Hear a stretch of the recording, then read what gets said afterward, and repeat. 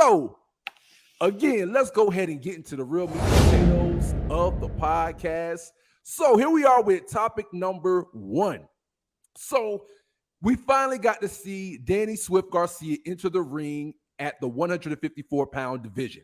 It's been a long layoff for Danny where he talked about getting back right mentally, physically, spiritually, getting yourself back on track. You know, when you've been doing boxing from the time that you've been a little boy all the way up to a grown man, it stands to reason that it's okay to take maybe a year or so off to really allow your body to get some healing and to just allow yourself to enjoy life without having to constantly worry about weight, constantly be in the gym sparring and doing things of that nature as it pertains to boxing. So we all know that Danny took a break. He finally returned to the ring and he was able to score a great victory over Jose Benavidez.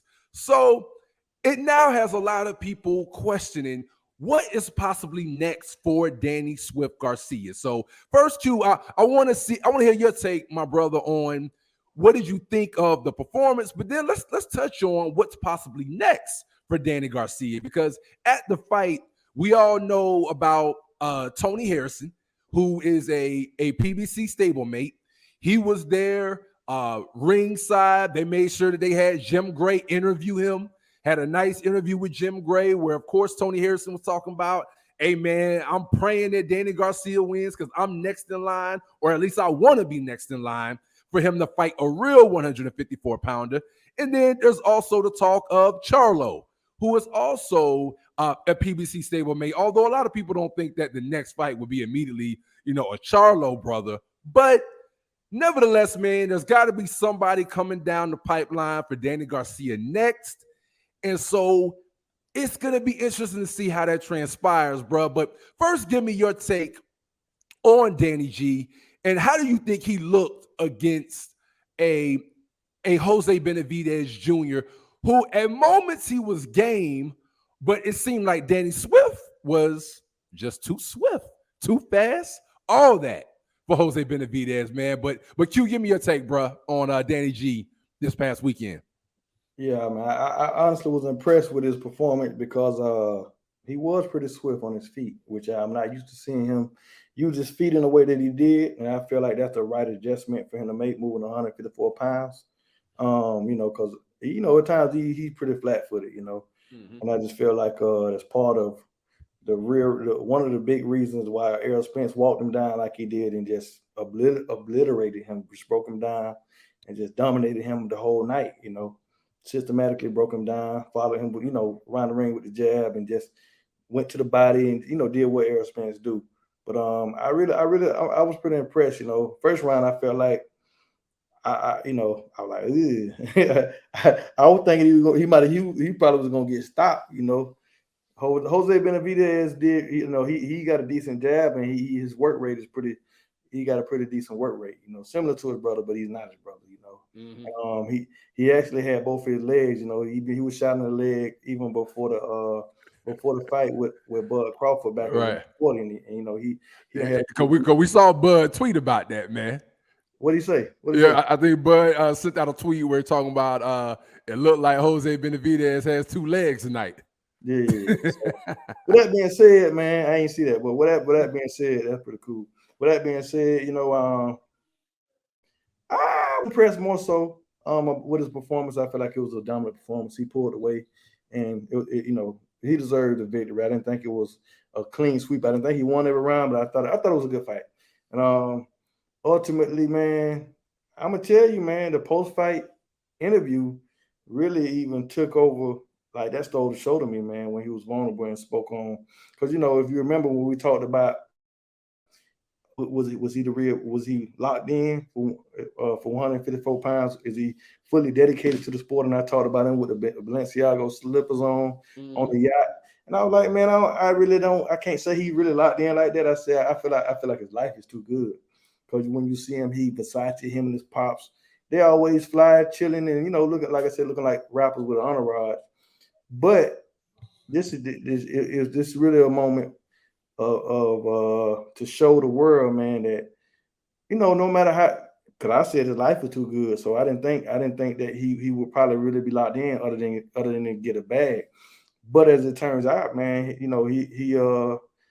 was transparent about his mental health struggles and depression and what he's been going through, and it was real touching, man. People life not as good as we think, everybody people put on a face, they put on a face for the world, but you never know what somebody has going on behind closed doors. And I just thought that was a very dope moment, man. I thought that was cool because a lot of people have struggles that they don't talk about. For him to do that like that in real time, man, I don't think it wasn't planned. I don't think. I feel like he just when he was asked a question and he was just the emotion just got the best of him. But either way it go, I'm very excited, and something he said was he had to come back to fighting. He's a fighter, and this is his way of fighting the struggles and things he's going through, and that's the best way he know how. And salute to Angel Garcia, man. They probably made it to probably my best father son duo, man. Just watching that, man, and just how he don't know where he'll be without his father. His father was there through everything, and salute to the Garcias, man, to the whole family, Yeah. But real quick, I think personally, if I was able to pick his next opponent, one he called out he did call out Lara at 160, but he want to fight at 155. I'm like, nah. You don't jump a weight class, then want to catch weight for the next weight class. Go ahead. Right. I ain't a fan of that. You know what I'm saying? But I would probably like to see him fight Lubison, man. Erickson Lubin. He just came off a loss versus it was a pretty bad loss too, man. But it was a good fight against the child in front of him, man. And I really like to see him back in action. I think that'll be a decent scrap. I almost want to say he on PBC also. Erickson Lubin. Erickson Lubin. He's definitely PBC.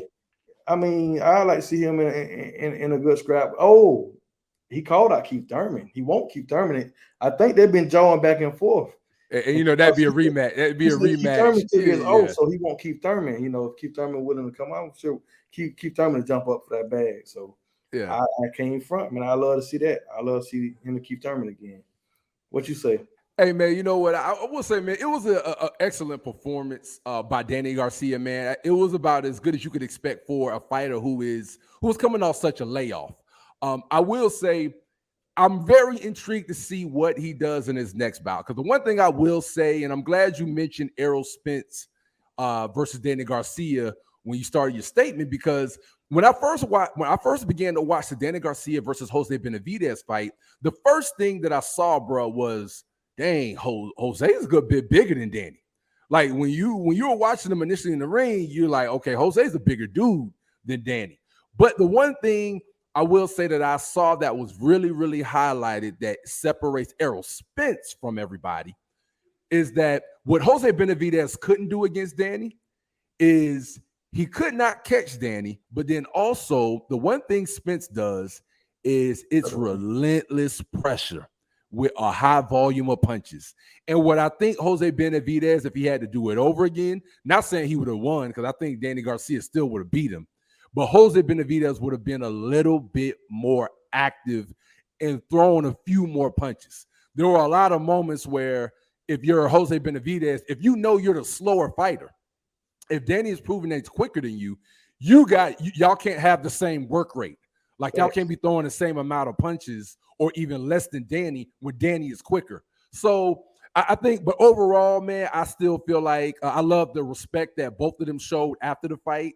I love the way, sometimes in boxing, you got to sell a fight. So you got to talk a little trash. You got to, bump shoulders, get nose to nose, do all those things to make the fight fans intrigued to see the fight.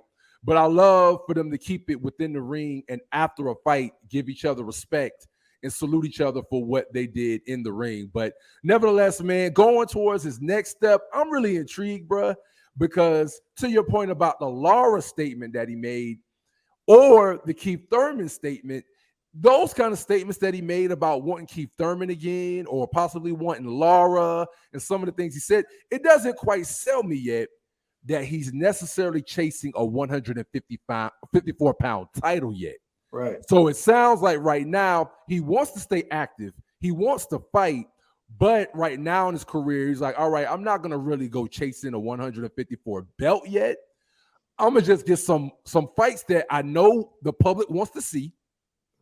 That would be a good money fight for me, and it's a fight where I at least feel like I could possibly win or get some get back. So I think those will be good fights for him because I don't feel like if you've been a welterweight your whole career that you just jump up and you go chasing down a Charlo or even you mentioned them, the Tower Inferno, Sebastian Fonfara. I don't think you go. I don't think you go dealing with that either right now if you're Danny Garcia.